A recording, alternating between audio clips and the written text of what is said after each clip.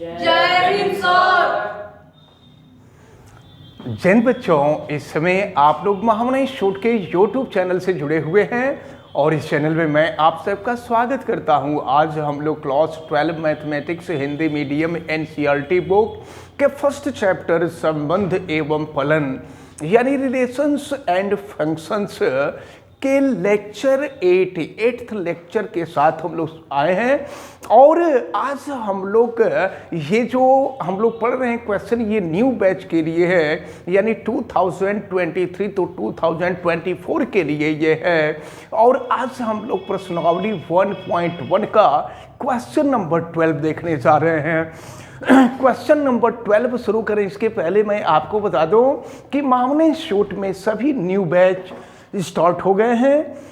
यहाँ 9, 10, 11, 12 science, art, commerce के सभी बैच चल रहे हैं और ये हिंदी मीडियम, इंग्लिश मीडियम सबके लिए क्लास चल रहे हैं। और यहाँ पढ़ाने वाले जो विशेषज्ञ हैं वो वाराणसी के जाने माने स्पेशलिस्ट हैं हर सब्जेक्ट के, चाहे फिजिक्स हो या केमिस्ट्री हो या मैथ हो या बायोलॉजी हो या हिंदी हो या इंग्लिश हो या सोशल हो, सब वाराणसी के जाने माने सर लोग हैं। इसलिए आप अतिशीघ्र यहाँ प्रवेश ले लीजिए और प्रवेश लेकर के अपने फ्यूचर को सफल बनाइए। चलिए अब शुरू करते हैं क्वेश्चन नंबर 12। और क्वेश्चन नंबर 12 में दिया गया है कि सिद्ध कीजिए कि समस्त त्रिभुजों का समुच्चय ए, याद रखे रहिए, कोई समुच्चय ए है, कोई समुच्चय ए की हम कल्पना कर लेते हैं, कोई समुच्चय ए है और इस समुच्चय ए में जितने भी प्रकार के त्रिभुज हो सकते हैं वो सब हैं। समकोण त्रिभुज भी हो सकता है, समद्विबाहु त्रिभुज भी हो सकता है, समबाहु त्रिभुज भी हो सकता है, विषमबाहु भी त्रिभुज हो सकता है। यानी कुल मिला करके जितने भी त्रिभुज हो सकते हैं वो सभी त्रिभुज इस समुच्चय ए के अंतर्गत हैं। और अब हम आगे बढ़ते हैं। अब देखिए कहा गया है कि R is equal to T1 T2, T1 T2, T1 T2 का मतलब T1 पहला अवयव है और T2 दूसरा अवयव है। इनमें रिलेशन क्या है? तो T1 T2 के समरूप है। कक्षा 9 में हम लोग सर्वांगसम त्रिभुज पढ़े हैं, कक्षा 10 में हम लोग समरूप त्रिभुज या समरूप बहुभुज के बारे में पढ़े हैं। तो उन्हीं की ज़रूरत हम लोगों को है। द्वारा परिभाषित R एक तुल्यता संबंध है। सबसे पहले तो हमको ये सिद्ध करना है कि यहाँ एक तुल्यता संबंध है, तो देखना होगा तुल्यता संबंध है कि नहीं है। तो तुल्यता संबंध तब होता है जब संबंध स्वतुल्य, सममित और संक्रामक होता है। तो सबसे पहले हम लोग देखेंगे स्वतुल्य के लिए। तो अब एक बात आप समझें, जब स्वतुल्य में एक ही अवयव लिया जाता है और एक ही अवयव लिया जाता है तो हम मान लेते हैं पहला त्रिभुज T1 है, ट्रायंगल 1। तो पहले ट्रायंगल का संबंध दूसरे ट्रायंगल से होगा। हम यहां नीचे लिख सकते हैं T1 R T1। पहले चूंकि यहां पर स्वतुल्य है तो आपको ये पता है ना कि कोई भी त्रिभुज स्वयं के समरूप अवश्य होता है। चाहे कोई भी त्रिभुज हो तो कोई भी त्रिभुज स्वयं के समरूप होगा। इसका मतलब T1 और T1 दोनों एक दूसरे से रिलेटेड होंगे, यानी दोनों समरूप होंगे। तो अगर दोनों समरूप होंगे तो जो संबंध होगा यह संबंध स्वतुल्य होगा। ये संबंध स्वतुल्य हो जाएगा। और जब आपको लिखना होगा जो हमने स्टेटमेंट बोला है उसको लिख दिया करेंगे। अब इसके बाद हम दूसरा आते हैं सममित के लिए। देखते हैं सममित के लिए क्या होता है। तो हमने आपको बताया था कि स्वतुल्य में केवल एक अवयव लेते हैं और सममित में 2 अवयव लेते हैं। तो 2 अवयव लेंगे T1 पहला त्रिभुज होगा और T2 दूसरा त्रिभुज होगा। जरा देखे क्या है, तो T1R T2, इसका मतलब क्या हुआ, इसका मतलब ये हुआ कि T1 पहला त्रिभुज दूसरे त्रिभुज के समरूप है। तो अगर पहला त्रिभुज दूसरे त्रिभुज के समरूप होगा तो दूसरा भी पहले के समरूप होगा, क्योंकि जब पहला दूसरे के समरूप तो दूसरा पहले के समरूप जरूर हो जाएगा। तो ये हो जाएगा, फिर ये T2 और R हो जाएगा T1, यानी पहला त्रिभुज दूसरे के समरूप होगा तो दूसरा भी पहले के समरूप हो जाएगा। इसका मतलब ये हुआ कि संबंध सममित होगा, सममित संबंध है। और इसके बाद आ जाइए थर्ड स्थिति में देखते हैं। थर्ड स्थिति में हम देखते हैं संक्रामक संबंध। थर्ड स्थिति में संक्रामक संबंध देखा जाता है। तो संक्रामक में क्या होता है, यहां पर 3 अवयव, हमेशा याद रख रहिए, स्वतुल्य में 1 अवयव लेते हैं, सममित में 2 अवयव लेते हैं और संक्रामक में 3 अवयव लेते हैं। तो संक्रामक में 3 अवयव, हम 3 त्रिभुज लेते हैं, T1 T2 T3। T1 T2 T3। अब जरा ध्यानपूर्वक देखें, T1 T2 T3 है। तो अगर पहला त्रिभुज दूसरे के समरूप है और दूसरा तीसरे के समरूप है, देखें अगर T1 रिलेटेड टू T2, इसका मतलब यहां पर जो संबंध दिया है वो ये समरूप त्रिभुज दिया है, समरूप है। इसका मतलब ये हुआ कि पहला त्रिभुज जो है दूसरे त्रिभुज के समरूप है, और अगर दूसरा त्रिभुज तीसरे त्रिभुज के समरूप हो जाए, ध्यान दीजिएगा, पहला त्रिभुज दूसरे त्रिभुज के समरूप है और दूसरा त्रिभुज तीसरे त्रिभुज के समरूप है, तो बताइए आप, पहला त्रिभुज तीसरे के समरूप होगा कि नहीं होगा? हो जाएगा। तो इसका मतलब ये हुआ कि T1 रिलेटेड टू T3 हो जाएगा। भाई सीधी सी बात है, पहला दूसरे के समरूप, दूसरा तीसरे के समरूप, तो पहला तीसरे के समरूप तो हो ही जाएगा। यानी ये संबंध जो होगा यह संक्रामक हो जाएगा। तो अब लास्ट में हम क्या लिखेंगे? लास्ट में लिख देंगे कि दिया गया संबंध स्वतुल्य, सममित तथा संक्रामक है, अतः तुल्यता संबंध है। यही आपसे सिद्ध करने के लिए कहा जा रहा था। अब इसके बाद देखें, यहां पर दिया हुआ है कुछ, उसी प्रश्न में आगे भी दिया है, जरा उसको देखा जाए।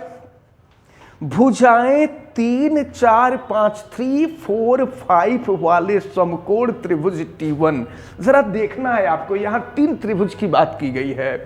एक त्रिभुज है, देखिए एक त्रिभुज है जिसको हम T1 मान लेते हैं, दूसरा जो त्रिभुज है इसको हम T2 मान लेते हैं, ट्रायंगल 2, और तीसरा एक त्रिभुज है उसको हम T3 मान लेते हैं। और देखें इसकी भुजाएं दी गई है 3 4 5। आपको मालूम है कि समकोण त्रिभुज में सबसे बड़ी भुजा जो होती है वो कर्ण होती है। तो 3 4 5, देखिए ये इसको 3, इसको 4, इसको हम 5 मान लेते हैं। इसके बाद फिर क्या दिया हुआ है? भुजाओं 5 12 13 वाले समकोण त्रिभुज T2। देखिए ये दिया है 5 12 और 13 वाला है त्रिभुज T2। और फिर क्या? भुजाएं 6 8 10 वाले समकोण त्रिभुज T3। ये है 6 8 और 10, 6 8 और 10 वाले समकोण त्रिभुज T3 पर विचार करना है। हम लोगों से कहा जा रहा है कि इन तीनों त्रिभुजों पर विचार कीजिए और फिर ये बताइए, और फिर आपसे ये कहा जा रहा है कि T1 T2 और T3 में से कौन से त्रिभुज परस्पर संबंधित हैं। परस्पर संबंधित होने का मतलब ये हुआ कि कौन 2 समरूप त्रिभुज हैं। पहला दूसरा समरूप है, दूसरा तीसरा है कि पहला तीसरा है? और समरूप त्रिभुज, अगर त्रिभुज की तीनों भुजाएं दी गई हैं तो त्रिभुज के भुजाओं के जो अनुपात है वो आपस में बराबर होने चाहिए। अगर त्रिभुज के भुजाओं के अनुपात आपस में बराबर हो जाए तो आपको मालूम है कि यश यश यश समरूपता कसौटी से त्रिभुज जो होते हैं वो समरूप त्रिभुज हो जाते हैं। तो अब देखा जाए, पहले दूसरे का लंब आधार और कर्ण को बराबर करते हैं। चलिए पहले और दूसरा हम T1 एंड T2 के लिए देख रहे हैं। तो T1 एंड T2 के लिए 3/5 इज इक्वल टू 4/12 और ये इज इक्वल टू है 5/13। तो यहाँ देखा जाए केवल एक कटने वाला है, केवल 4 से 12 कटेगा और कुछ कटने वाला नहीं है। तो देखिए इनके अनुपात आपस में बराबर होने चाहिए, अनुपात यहाँ बराबर नहीं हो रहे हैं। ये 3/5 और अगर 4 से कटा दे तो 4 3 12 1/3 हो जाएगा और ये 5/13 हो जाएगा। अनुपात अगर इनके बराबर होते, यानी जो वैल्यू पहले की होती वही दूसरे की और वही तीसरे की, तो पहला दूसरा जो है वो समरूप हो जाते। अब हम दूसरे और तीसरे पर देखते हैं। तो दूसरे तीसरे यानी T2 T3 के लिए हम देखेंगे। T2 एंड T3 के लिए देखते हैं। तो चलिए इसके लिए देखिए, ये है 5/6, फिर है 12/8 और फिर ये है 13/10। यहाँ देख रहे हैं यहाँ भी अनुपात बराबर नहीं आ रहा है। इसका मतलब कि T2 और T3, ये T1 T2 समरूप नहीं है और T2 T3 भी समरूप नहीं है। अब जरा पहले और तीसरे की बात करें। तो पहले और तीसरे की बात हम करें तो 3/6 इसका लंब बटा में उसका लंब और फिर ये हो जाएगा 4/8 इज इक्वल टू 5/10। जरा कटा करके आप देखिए तो ये 3 दूना 6 हो जाएगा, 4 दूना 8 हो जाएगा, 5 दूना 10 हो जाएगा। यानी क्या मिल रहा है 1/2 is equal to 1/2 is equal to 1/2। तो आपको समरूप त्रिभुज की ये विशेषता बताई गई है कि समरूप त्रिभुज की विशेषता यही होती है कि दो त्रिभुज समरूप तब होते हैं जब उनके भुजाओं के अनुपात आपस में बराबर होते हैं। तो हमने देखा पहले दूसरे को लिए तो भुजाओं के अनुपात आपस में बराबर नहीं हो रहे थे, दूसरे तीसरे को हमने लिया तो भी भुजाओं के अनुपात आपस में बराबर नहीं हो रहे थे। लेकिन जब पहले और तीसरे को लिया तो भुजाओं के अनुपात आपस में बराबर हो गए।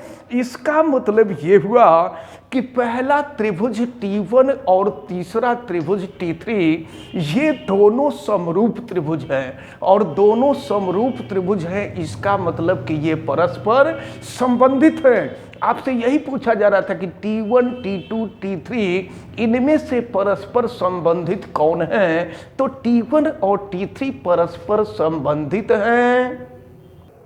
अब हम लोग क्वेश्चन नंबर 13 को देखते हैं। देखिए क्वेश्चन नंबर 13 में दिया हुआ है, क्वेश्चन देखें, सिद्ध कीजिए कि समस्त बहुभुजों के समुच्चय, समस्त बहुभुज जिसमें ढेर सारी भुजाएं होती हैं, तो समस्त बहुभुजों का समुच्चय ए, मतलब यहां भी कोई समुच्चय ए है और उस समुच्चय ए में जितने भी बहुभुज हो सकते हैं वो सभी हैं प्रश्न के अनुसार, प्रश्न में जो कहा जा रहा है।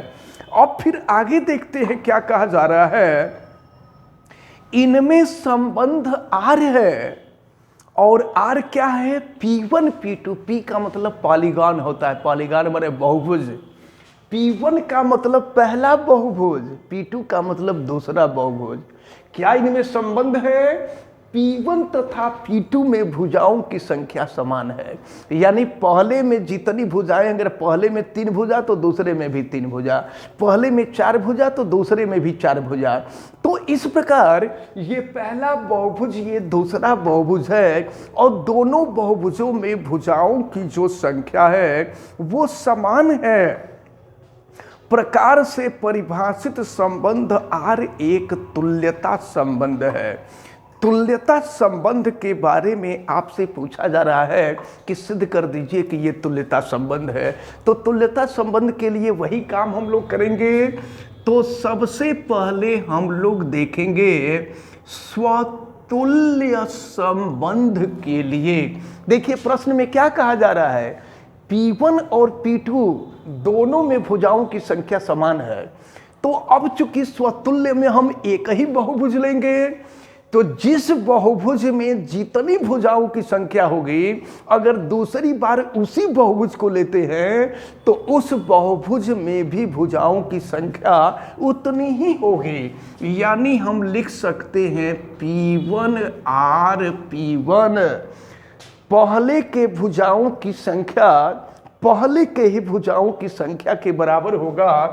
तो इसलिए R का मतलब संबंध, रिलेशन, पहले का संबंध पहले से। तो जब पहले का संबंध पहले से होगा तो भुजाओं की संख्या तो समान होगी ही।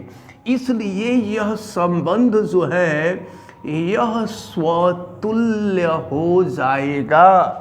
अब इसके बाद हम आते हैं दूसरा संबंध देखते हैं सममित के लिए। देखिए सममित के लिए क्या होगा, तो सममित के लिए मान लीजिए कि पहला बहुभुज P1 और दूसरा बहुभुज हम P2 मान लेते हैं। दो बहुभुज मान लेते हैं, पहला P1 है और दूसरा P2 है।